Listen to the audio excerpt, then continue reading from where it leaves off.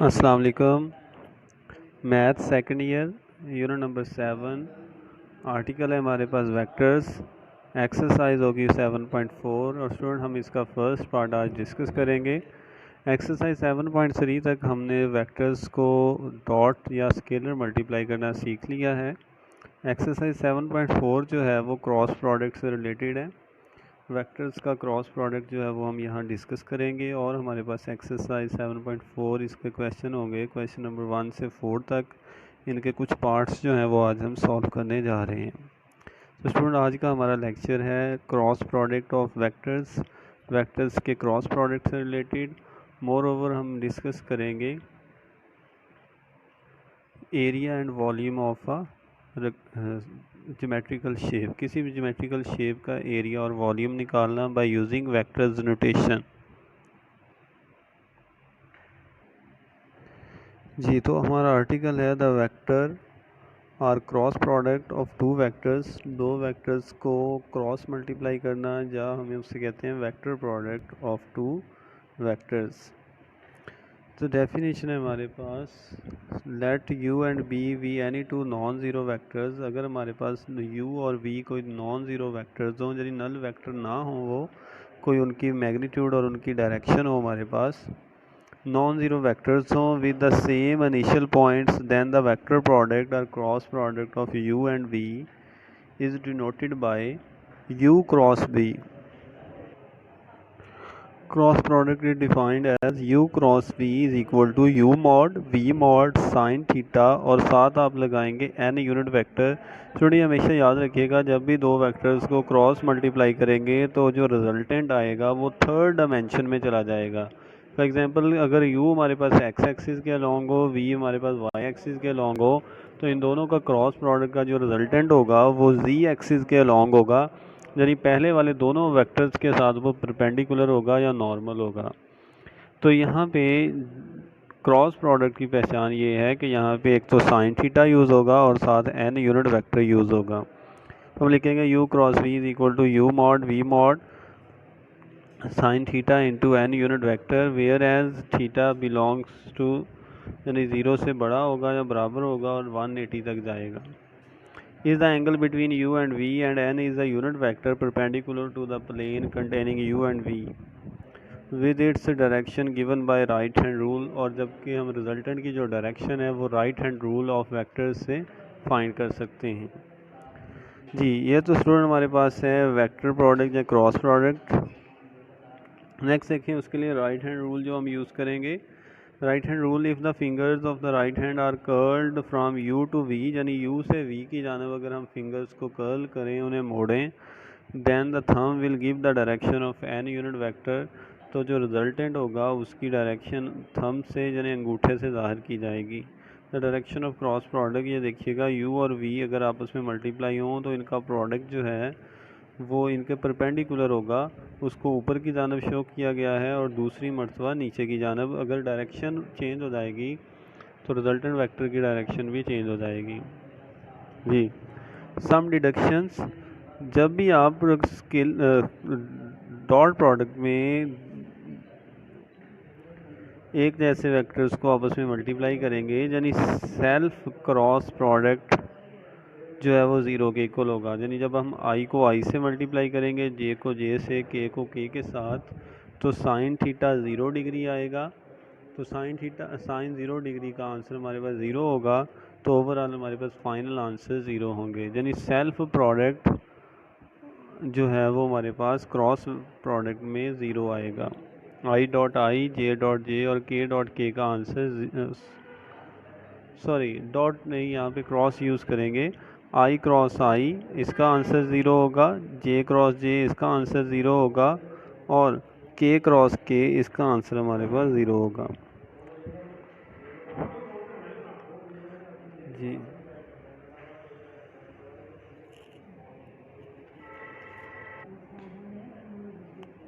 जी, इसके बाद है हमारे पास cross product of two perpendicular vectors, यानी जब हम दो परपेंडिकुलर वेक्टर्स का क्रॉस प्रोडक्ट लेंगे, मसलन i को j से क्रॉस मल्टीप्लाई करें तो i क्रॉस j जो है वो हमारे पास इक्वल होगा i mod j mod sine 90 n unit vector.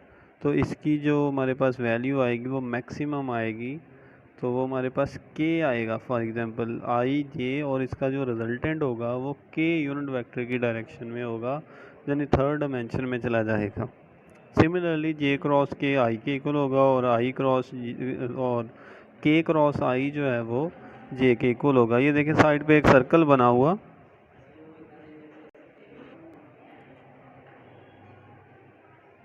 जी ये सर्कल है हमारे पास। ये देखें इस तरह हम इसको बनाएंगे, आई से जे, जे से के और के से फिर आई।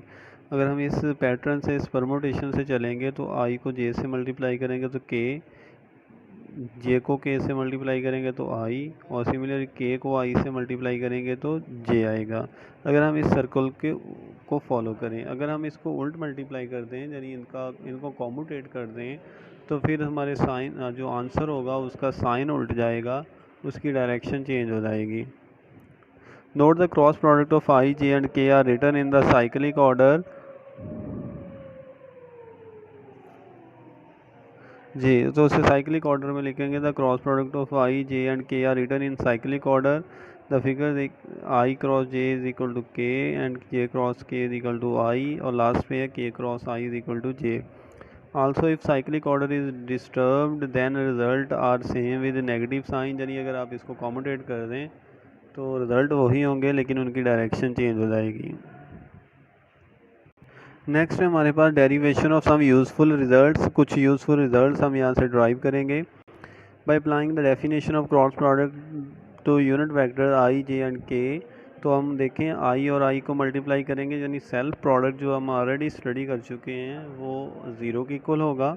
आई cross i, j cross j and k cross k, इनका आंसर ज़ीरो होगा।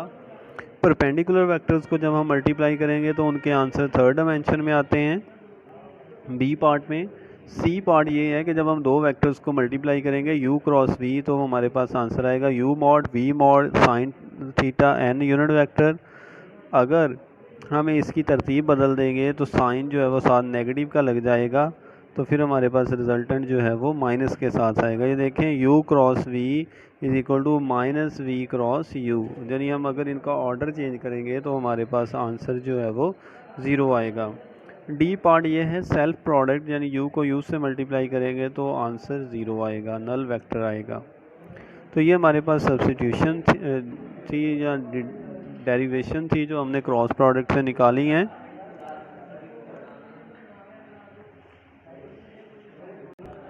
Cross product, properties of cross product. Properties of cross product, the cross product possesses the following properties. First इसकी प्रॉपर्टी है u cross v is equal to zero, यानी दो vectors का cross product उस वक्त zero होगा जब दोनों में से कोई एक वेक्टर ज़ीरो होगा। Let we suppose u is equal to zero, या फिर हमारे पास v जो है वो ज़ीरो के इक्वल होगा। सेकंड प्रॉपर्टी हमारे पास ये है कि अगर हम दो वेक्टर्स को कॉम्यूटेट करके मल्टीप्लाई करेंगे तो उनकी डायरेक्शन चेंज हो जाएगी। u क्रॉस v हमारे पास इक्वल होगा माइनस v क्रॉस u, यानी हम अगर इसको कॉम्यूटेट करेंगे तो डायरेक्शन ऑपोजिट हो जाएगी। सेकंड प्रॉपर्टी कॉम्यूटेटिव लॉ को रिवर्स करने के मतलब है, यहाँ कॉम्यूटेटिव लॉ होल्ड नहीं करता, डायरेक्शन चेंज हो जाएगी। नेक्स्ट है हमारे पास distributive property u cross into v plus डब्ल्यू, तो जब हम इसको क्रॉस से मल्टीप्लाई करेंगे तो ये डिस्ट्रीब्यूट हो जाएगा। लेफ़्ट डिस्ट्रीब्यूटिव प्रॉपर्टी है हमारे पास u cross v plus u cross w। Next है हमारे पास कि अगर हमारे पास दो वेक्टर्स हों, हम उन्हें किसी स्केलर से मल्टीप्लाई कर सकते हैं। स्केलर जो है वो कॉमन भी लिया जा सकता है, किसी एक वेक्टर से मल्टीप्लाई कर सकते हैं या उसको दोनों से मल्टीप्लाई कर सकते हैं। तो फोर्थ रूल देखिएगा, u क्रॉस के वी, के जो है वो उसको v के u के साथ भी लिख सकते हैं, v के साथ भी, और लास्ट पे हम इनको कॉमन भी ले सकते हैं। लास्ट प्रॉपर्टी है हमारे पास सेल्फ प्रोडक्ट ऑफ वेक्टर। जब भी दो वेक्टर्स को मल्टीप्लाई करें और वो सेम हो, एक जैसे हो, तो उनका रिजल्टेंट ज़ीरो आता है। तो ये हमारे पास 5 प्रॉपर्टीज़ हैं क्रॉस प्रोडक्ट की।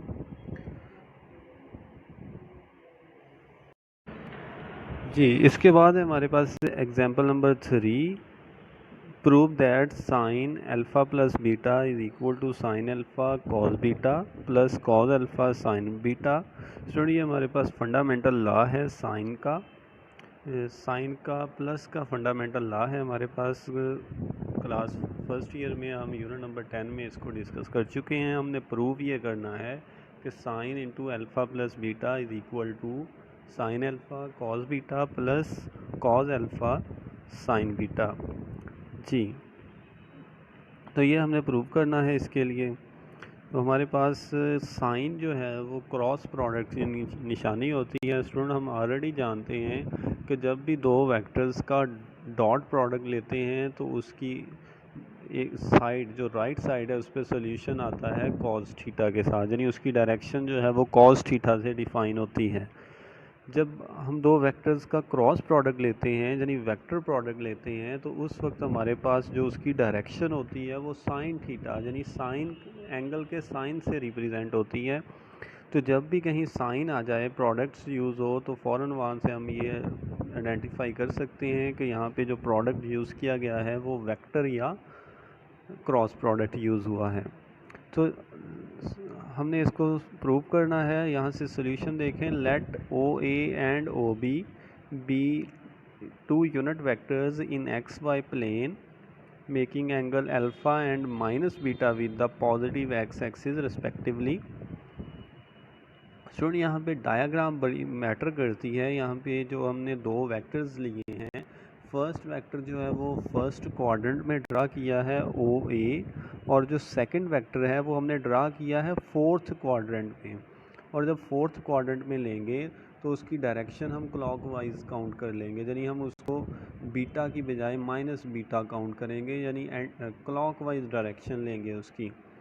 तो इसी तरह की जो डायग्राम है हम एग्जाम्पल में पहले भी सॉल्व कर चुके हैं एक्सरसाइज 7.3 में। तो डायग्राम हम इसी तरह बनाएंगे। दो वेक्टर्स लेंगे, एक वेक्टर हमारे पास फर्स्ट क्वाड्रेंट में होगा ओ ए, और सेकंड वेक्टर ओ बी हम ड्रा करेंगे फोर्थ क्वाड्रेंट में, और एंगल को मेजर करेंगे क्लॉकवाइज। आप जानते हैं क्लॉकवाइज एंगल जो होता है वो नेगेटिव लिया जाता है, तो बीटा हमारे पास माइनस बीटा होगा। तो so that angle A O B यानी टोटल एंगल जो होगा वो दोनों अल्फ़ा प्लस बीटा यानी दोनों को ऐड करने के बाद हमारे पास टोटल एंगल बनेगा दो वेक्टर्स के दरमियान। जी, तो यहाँ पे हमारे पास जो ओ ए वेक्टर है हम इसको रिप्रेजेंट करेंगे पोलर प्लेन की शक्ल में। देखिए स्टूडेंट, यहाँ पे जो हमने प्लेन बनाया है ये हमारे पास एक्स वाई प्लेन या कार्टेशियन प्लेन है। तो पोलर प्लेन हम ऑलरेडी डिस्कस कर चुके हैं। जब भी किसी पॉइंट को किसी वेक्टर को हमने रिप्रेजेंट करना हो पोलर प्लेन में तो उसको कॉस थीटा और साइन थीटा की शक्ल में रिप्रेजेंट करते हैं। जो एक्स कंपोनेंट होता है उसकी जगह लिखते हैं कॉस अल्फ़ा आई, और वाई कंपोनेंट की जगह लिखते हैं साइन अल्फ़ा जे। तो हमारे पास ओ ए जो वेक्टर है उसकी पोलर फॉर्म है cos alpha I plus sine alpha J. Similarly O B जो वेक्टर हमारे पास होगा उसको हम लिखेंगे कॉस, और एंगल हमारे पास माइनस बीटा है, कॉस माइनस बीटा आई प्लस साइन माइनस बीटा जे। सॉल्व करेंगे तो ये देखें कॉस के एंगल के साथ माइनस हो तो वो सॉल्व हो जाती है, प्लस हो जाएगी, तो कॉस बीटा आई प्लस में आएगा। जबकि जो साइन के एंगल के साथ माइनस होती है वो बाहर निकल आएगी। साइन के शुरू में माइनस लिखेंगे तो हमारे पास फाइनल वैल्यू बनेगी cos beta I minus sine beta J. Student, ये हमारे पास दो वेक्टर्स हैं और उनकी पोलर फॉर्म्स हैं। हम दोनों वेक्टर्स को आपस में क्रॉस मल्टीप्लाई करेंगे। तो क्रॉस मल्टीप्लाई करते वक्त हम लिखेंगे O B cross O A is equal to, दोनों वेक्टर्स की पोलर फॉर्म आपस में मल्टीप्लाई कर देंगे। तो cos beta I minus sine beta J cross cos alpha I plus sine alpha J sine alpha I. यहाँ पे एरर है थोड़ी सी, देखें सेकंड वैल्यू में। ये सेकंड जो वेक्टर है उसकी पोलर फॉर्म को सही कर लें, cos alpha I plus sine alpha जे। ये हमारे पास सेकंड वेक्टर है।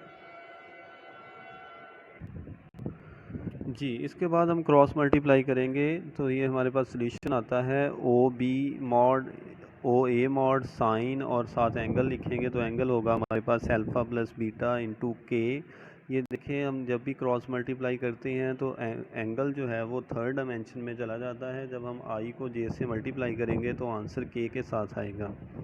सोल्यूशन के लिए हम इसको डिटर्मिनेंट की शक्ल में लिखते हैं। फर्स्ट रॉ में लिखेंगे आई, जे एंड के। सेकंड रॉ में हम जो हमारे पास वेक्टर है ओ बी, उसकी वैल्यूज़ लिखेंगे। कॉस बीटा है माइनस साइन बीटा, और लास्ट पे के नीचे लिखेंगे ज़ीरो, क्योंकि के कंपोनेंट वहाँ पे नहीं दिया गया। सिमिलरली सेकंड वेक्टर है हमारे पास ओ ए, उसको लिखेंगे तो उसका एक्स जो फर्स्ट आई कंपोनेंट है हमारे पास वो है कॉस अल्फ़ा। जे के नीचे लिखेंगे साइन अल्फ़ा, और लास्ट पे के नीचे लिखेंगे ज़ीरो, क्योंकि के जो फैक्टर है वो यहाँ पे गिवन नहीं है, तो हम उसकी जगह ज़ीरो पुट करेंगे। डिटर्मिनेंट को एक्सपेंड करेंगे फ्रॉम द फर्स्ट रॉ, तो हमारे पास सोल्यूशन आएगा sine into alpha plus beta into k is equal to, determinant expand करने के बाद हमारे पास सोल्यूशन आता है sine alpha cos beta plus cos alpha sine beta into k. दोनों साइड से के कैंसिल होंगे, तो बाकी हमारे पास fundamental law sine into alpha plus beta is equal to sine alpha cos beta plus cos alpha sine beta prove हो जाएगा। तो ये हमारे पास एक फंडामेंटल लॉ था, उसको हमने प्रूव किया है बाय वेक्टर प्रोडक्ट। दो वेक्टर्स दिए गए थे, हमने उनका वेक्टर या क्रॉस प्रोडक्ट लिया और उसके ज़रिए इसको सॉल्व किया।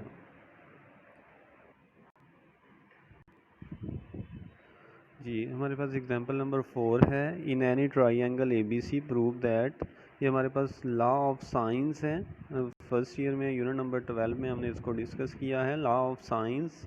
तो उसको प्रूव करना है। हमारे पास साइड्स गिवन है, a over sine A is equal to b over sine b is equal to c over sine c. वहाँ यहाँ पे हमने कैपिटल ए बी और सी की जगह अल्फ़ा बीटा और गैमा यूज़ किए हैं। यहाँ पे हमारे पास ट्राइंगल के वर्टिसेस के नेम जो हैं वो ए बी एंड सी हैं, तो हम वो यूज़ करेंगे यहाँ पे। जी, तो सोल्यूशन है हमारे पास, suppose vector a b and c are given along the sides BC, CA and AB respectively of the triangle ABC। हमारे पास स्टूडेंट ट्राइंगल है ABC और उसकी तीन साइड्स जो हैं वो वेक्टर A, B और C से रिप्रेजेंट की गई हैं।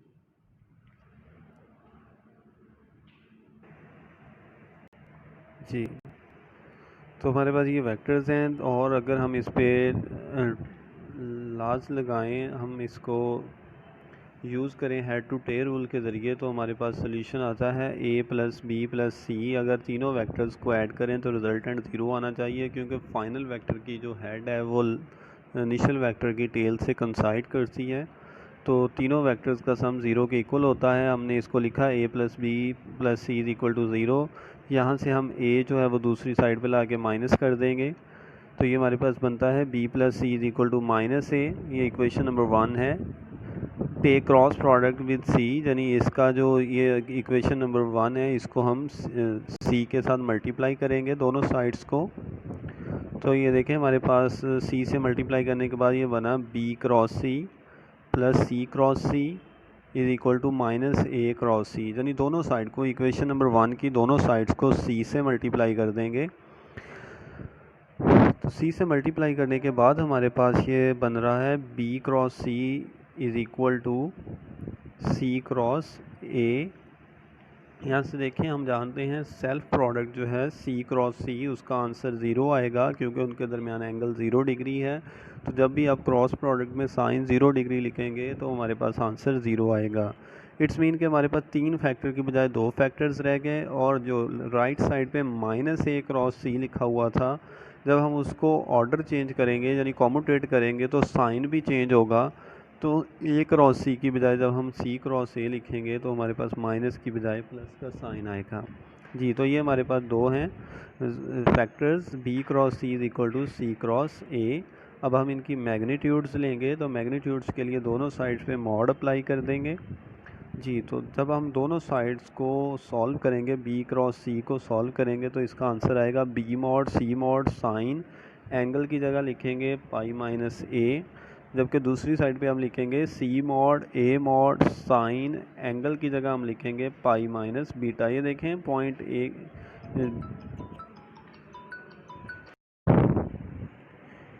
जी, तो जब हम इनकी साइड्स को सॉल्व करेंगे तो हमारे पास फाइनल आंसर आएगा B C sine A is equal to C A sine B.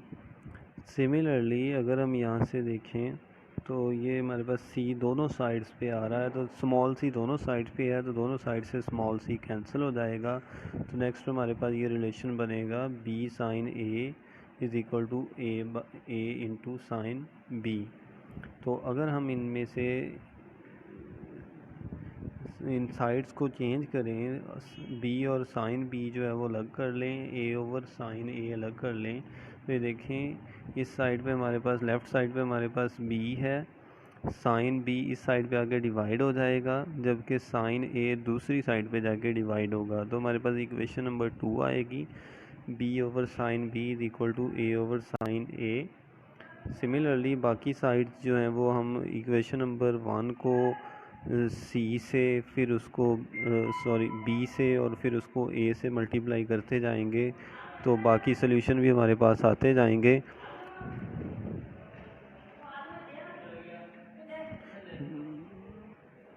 तो हमारे पास ये रिलेशन बनेगा a over sine a is equal to c over sine C.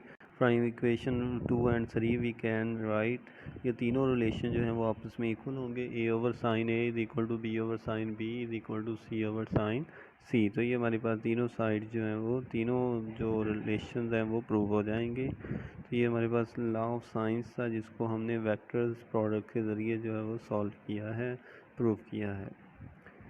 Ji next इसके बाद स्टूडेंट हमारे पास एक्सरसाइज 7.4 क्वेश्चन नंबर 1 है compute the cross product A cross B and B cross A. यानी हमने दोनों को कॉमोडेट करके मल्टीप्लाई करके देखना है कि दोनों के आंसर्स एक जैसे आते हैं या नहीं। Check your answer by showing that A and B is perpendicular to A cross B and B cross A. और फिर इसके बाद हमने ये भी चेक करना है कि जो रिजल्टेंट है वो उसका आंसर दिए गए वेक्टर्स के परपेंडिकुलर है या नहीं है। स्टूडेंट हम जानते हैं कि जब दो वेक्टर्स को मल्टीप्लाई करते हैं तो उनका रिजल्टेंट दिए गए वेक्टर्स के परपेंडिकुलर होता है, वो भी हमने प्रूव करना है।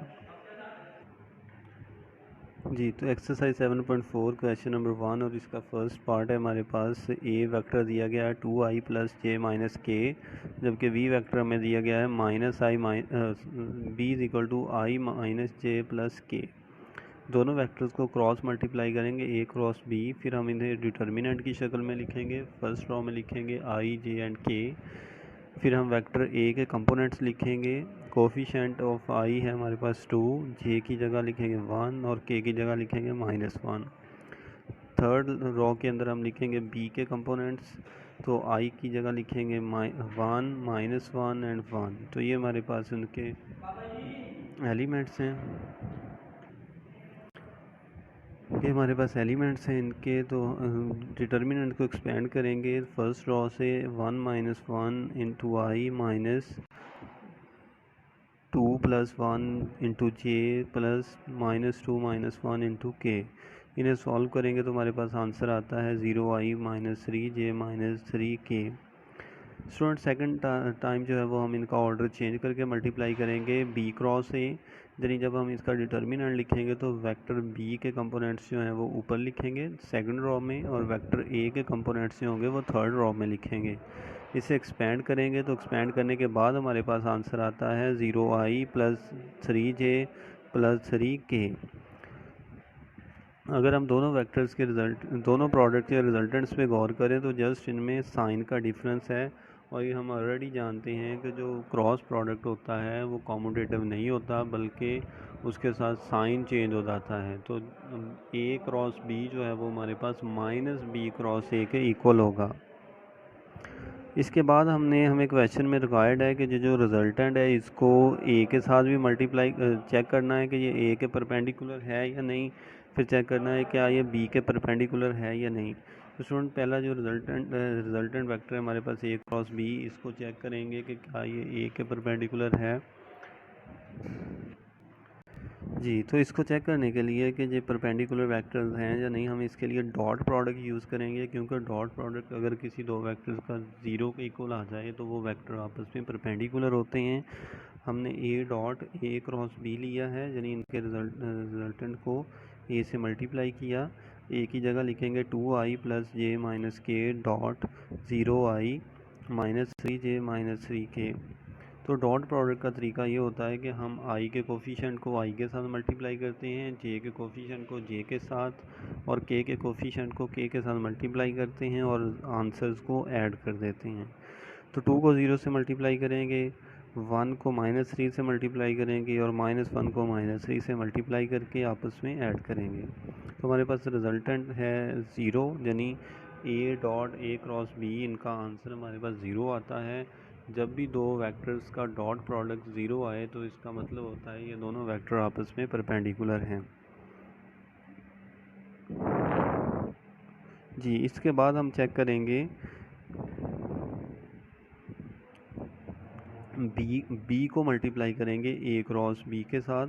तो हमने बी वेक्टर पहले लिखा और इसका डॉट प्रोडक्ट लिया ए क्रॉस बी के साथ। स्टूडेंट दोनों की वैल्यूज़ लिखी हैं, उन्हें डॉट से मल्टीप्लाई किया तो रिजल्टेंट फिर भी 0 आता है।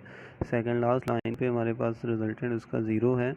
इट्स मीन कि B dot into A cross B is equal to 0। Hence we can say that B is perpendicular to the product of A cross B, यानी जो दो वेक्टर्स का प्रोडक्ट है क्रॉस वो बी के साथ परपेंडिकुलर है। जी, इसके बाद है थर्ड पार्ट।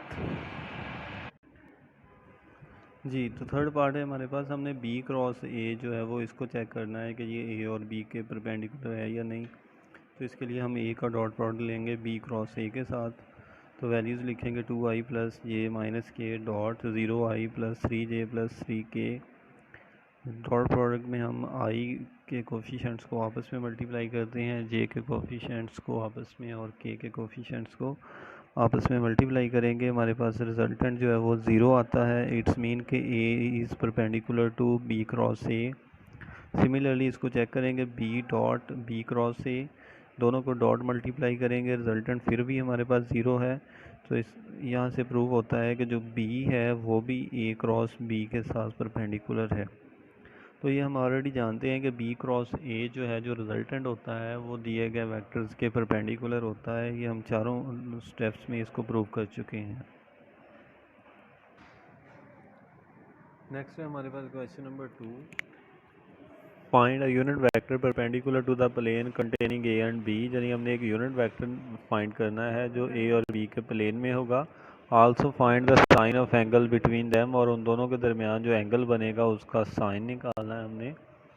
वेक्टर ए और बी की वैल्यूज़ दी गई हैं फर्स्ट पार्ट में, A is equal to 2i minus 6j minus 3k, और जबकि v की वैल्यू दी गई हैं 4i plus 3j minus k। ए को बी के साथ क्रॉस मल्टीप्लाई करेंगे तो हमारे पास डिटर्मिनेंट में वैल्यूज़ आएंगी। फर्स्ट रो है i, j एंड k, और ए वेक्टर के कोफिशिएंट हम लिखेंगे यहाँ पे 2 माइनस 6 माइनस 3। बी वेक्टर की जगह हम लिखेंगे 4 3 एंड माइनस 1। डिटर्मिनेंट एक्सपेंड करेंगे, हमारे पास आंसर आता है 6 plus 9 into I minus 2 plus 12 into J plus 6 plus 24 into K. तो ए क्रॉस बी का फाइनल सोल्यूशन हमारे पास आता है 15i minus 10j plus 30k is a vector perpendicular to A and B. क्योंकि ये दोनों का प्रोडक्ट है तो ये प्रोडक्ट जो है वो दोनों दिए गए वेक्टर ए और बी के परपेंडिकुलर होगा। हमने उस प्लेन के पैरेलल एक वेक्टर यूनिट वेक्टर निकालना जो उसके परपेंडिकुलर हो, यानी हमने इसी वेक्टर की मैग्नीट्यूड जो है वो फाइंड करनी है। फिर उससे यूनिट वेक्टर फाइंड करेंगे, ए क्रॉस बी का मॉड फाइंड करेंगे तो हमारे पास आंसर आएगा 15 स्क्वायर प्लस माइनस 10 का स्केयर लेंगे प्लस 30 का स्केयर लेंगे, सभी को ऐड करेंगे और इनका स्केयर रूट लेंगे। तो स्टूडेंट हमारे पास ये आता है 225 प्लस 100 प्लस 900। सॉल्व करेंगे तो आंसर आता है 1225 under root which is equal to 35। किसी भी वेक्टर का यूनिट वेक्टर फाइंड करने के लिए हम उस वेक्टर को उसकी मैग्नीट्यूड पे डिवाइड करते हैं। तो हमने एन यूनिट वेक्टर फाइंड करना है, हमारे पास उसका फार्मूला होगा ए क्रॉस बी, यानी वेक्टर जो होगा उसको डिवाइड करेंगे उसकी magnitude A cross B mod पे। तो 15i minus 10j plus 30k divided by 35। आंसर हमारे पास होगा 3/7i माइनस 2/7j प्लस 6/7 के। तो ये हमारे पास इसका सोल्यूशन होगा। Let theta be the angle between them, अगर उन दोनों के दरमियान एंगल थीटा हो तो हमारे पास क्रॉस प्रोडक्ट का फार्मूला होता है a cross B is equal to a mod b mod sine theta. हम यहाँ से साइन थीटा निकालेंगे तो हमारे पास फॉर्मूला बनेगा sine theta is equal to A cross b divided by a mod b mod is equal to, ये हम इसको जूम करेंगे। यहाँ पे देखें इसका सोल्यूशन, मिड से देखिएगा इसका सोल्यूशन है हमारे पास 35 डिवाइडेड बाय ए मॉड लेंगे 2 का स्क्वायर माइनस 6 का स्क्वायर और माइनस 3 का स्क्वायर लेंगे इनटू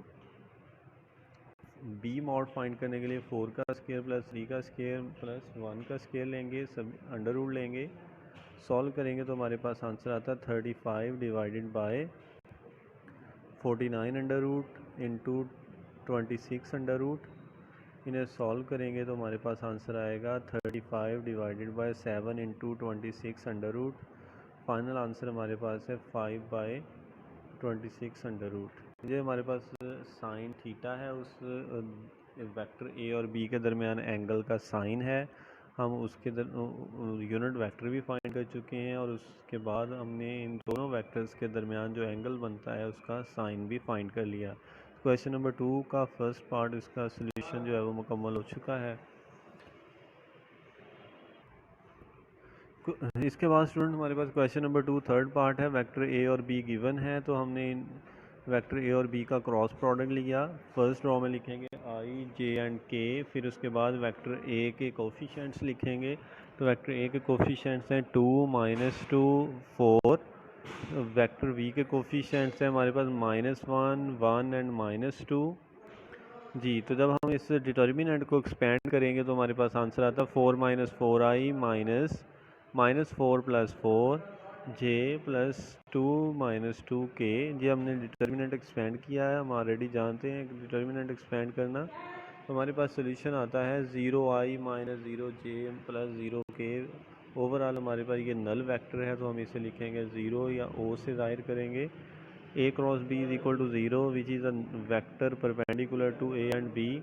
जो नल वेक्टर होता है वो तमाम वेक्टर्स के परपेंडिकुलर होता है, तो हम लिखेंगे a cross B is equal to 0 which is perpendicular with a and b. The null vector O is a vector which is perpendicular to the both vectors a and b and any unit vector can be drawn in the direction of null vector. यानी null vector की direction represent करने के लिए कोई भी unit vector draw किया जा सकता है as null vector has arbitrary direction, क्योंकि उसकी डायरेक्शन आर्बिट्ररी होती है और मैग्नीट्यूड उसकी ज़ीरो होती है।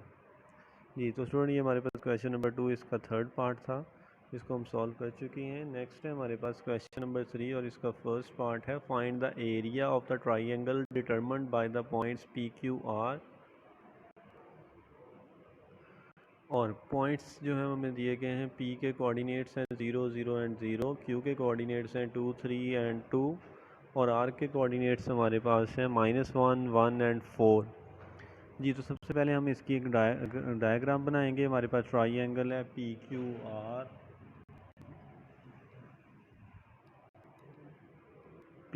आर, हमारे पास एक ट्राइंगल है तो हम इस ट्राइंगल की तीनों साइड्स फाइंड करेंगे। तो पहले दो साइड्स फाइंड करते हैं पी क्यू साइड फाइंड करने के लिए हमारे पास मेथड है, ऑलरेडी हम 7.1 में डिस्कस कर चुके हैं। क्यू के कोऑर्डिनेट्स में से पी के कोऑर्डिनेट्स को माइनस कर देंगे, 2 - 0 इंटू आई, 3 - 0 इंटू जे और लास्ट पे है 2 - 0 इंटू के। तो फाइनल आंसर हमारे पास है 2i + 3j + 2k। नीचे हमारे पास है पी आर के कोऑर्डिनेट्स में से हम पी को माइनस करेंगे तो -1 - 0 इंटू आई, 1 - 0 इंटू जे + 4 - 0 इंटू के। तो ये हमारे पास आंसर आता है -i + j + 4k। ये दो वेक्टर्स हैं हमारे पास, इन दोनों वेक्टर्स का क्रॉस प्रोडक्ट लेंगे P Q cross P R. Cross product को सॉल्व करने के लिए डिटर्मिनेंट की शक्ल में लिखेंगे आई जे एंड के। सेकंड रो में लिखेंगे पी क्यू की वैल्यूज़ 2 3 एंड 2 और पी आर की वैल्यू लिखेंगे थर्ड रॉ में -1, 1 एंड 4। डिटर्मिनेंट को एक्सपेंड करेंगे, हमारे पास सोल्यूशन आता है 10i - 10j + 5k। इसकी मैग्नीट्यूड फाइंड करेंगे तो हम इन कंपोनेंट्स के स्केयर लेके ऐड करेंगे और अंडर रूट लेंगे 10 square plus -10 square plus 5 square. Overall solve करेंगे तो हमारे पास आंसर आता है 15। स्टूडेंट, हमने एरिया फाइंड करने का तरीका ये होता है length cross width divided by 2। जहाँ लिखेंगे 1/2 इंटू लेंथ क्रॉस विड्थ, तो area of triangle P Q R वो हमारे पास है 1/2 into P Q cross P R. ये हमारे पास है 1/2 इंटू 15, तो ये आएगा 15/2 स्क्वायर यूनिट्स। तो हमारे पास दी गई ट्राइंगल का एरिया आता है 15/2 स्क्वायर यूनिट्स। नेक्स्ट है क्वेश्चन नंबर 4। इसका हमारे पास है सेकंड पार्ट। हमें 4 पॉइंट्स दिए गए हैं ए, बी एंड सी, डी। तो हम इनकी दो साइड्स फाइंड करेंगे क्योंकि ये स्केयर की शक्ल में हमें दिया गया है। जी, यहाँ से हम पहले स्टेटमेंट इसकी नोट करेंगे। क्वेश्चन नंबर 4 है find the area of the parallelogram. जो हमारे पास 4 पॉइंट्स दिए गए हैं वो पैरेललोग्राम की वर्टिसेस हैं। तो इसका हमारे पास क्वेश्चन है, इसका सेकंड पार्ट है हमारे पास। ए के कोऑर्डिनेट्स दिए गए हैं, बी, सी और डी के कोऑर्डिनेट्स हमें दिए गए हैं। हमने इसका एरिया फाइंड करना है। तो स्टूडेंट इसका सोल्यूशन देखते हैं यहाँ से। जी, तो पैरेललोग्राम के हमें 4 वर्टिसेस दिए गए हैं। हम उनकी दो साइड्स मालूम करते हैं। लेट्स सपोज करते हैं कि लेंथ और विड्थ मालूम करते हैं। तो हमारे पास लेंथ के लिए ए बी है और विड्थ के लिए ए डी फाइंड करेंगे। तो ए बी फाइंड करने के लिए बी के कोऑर्डिनेट्स में से ए को माइनस करेंगे।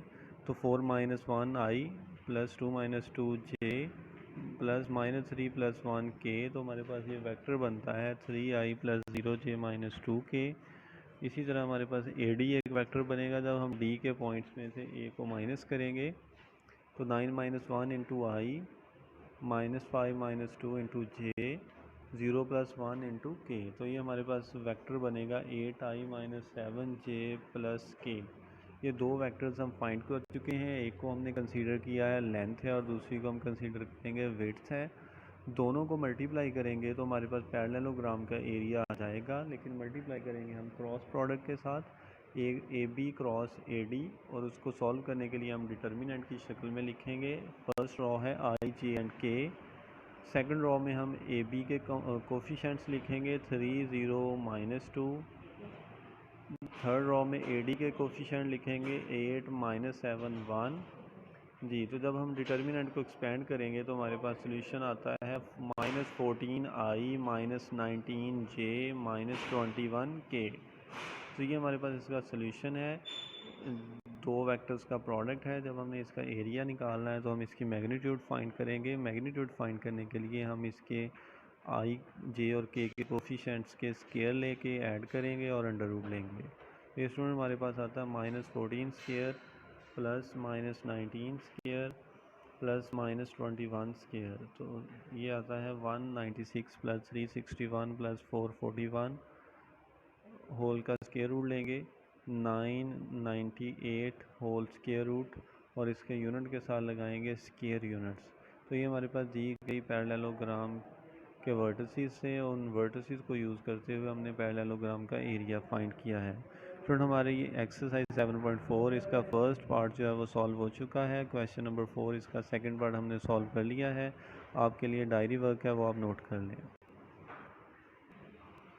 होमवर्क है आपके लिए सेकेंड ईयर यूनिट 7 और वेक्टर्स हैं। हमारे पास एक्सरसाइज 7.4 फर्स्ट पार्ट है इसका। क्वेश्चन नंबर 1 इसका second part, question number 2, question number 3 इसके सेकंड पार्ट और क्वेश्चन नंबर 4 का फर्स्ट पार्ट जो है वो आपने सॉल्व करना है। तो ये आपका होमवर्क है, इसे आपने सॉल्व करना है नोटबुक्स के ऊपर। आज का हमारा लेक्चर कंप्लीट हुआ। ओके, अल्लाह हाफिज़।